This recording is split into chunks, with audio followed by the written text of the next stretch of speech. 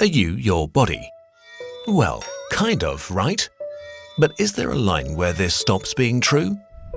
How much of yourself can you remove before you stop being you? And does the question even make sense?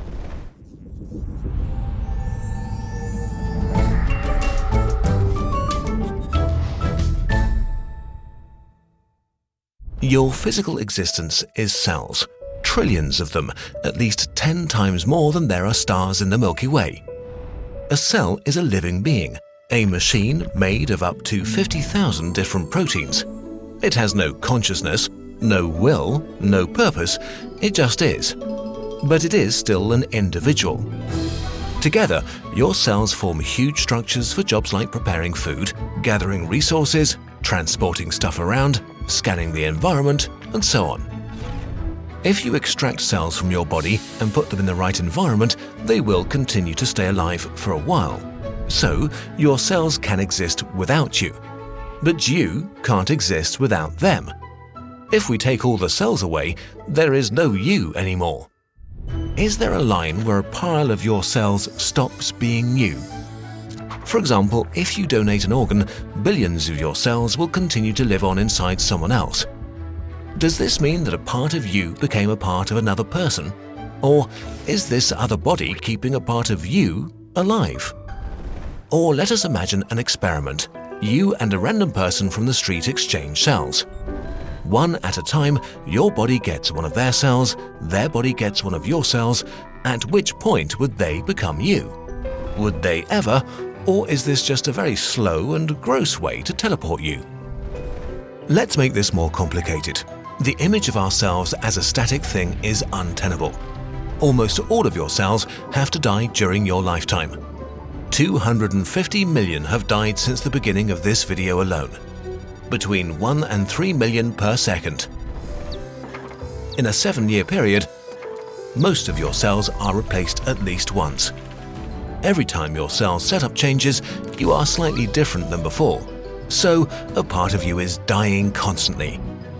If you are lucky enough to become old, you will have cycled through roughly 1,000,000,000 billion cells.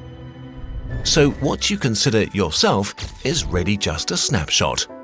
But sometimes cells are broken and don't want to die, questioning the very nature of the unity of our bodies. We call them cancer. They cancel the biological social contract and become basically immortal. Cancer is not an outside invader, it's a part of you that puts its own survival over yours. But you could also argue that a cancer cell becomes another entity inside us, another being that just wants to thrive and survive. Can we blame it for that? A chilling cell story is that of Henrietta Lacks, a young cancer patient who died in 1951. Usually, cells only survived for a few days in the lab, making research very hard. Henrietta's cancer cells were immortal. Over the decades, they were multiplied over and over again and used for countless research projects, saving countless lives.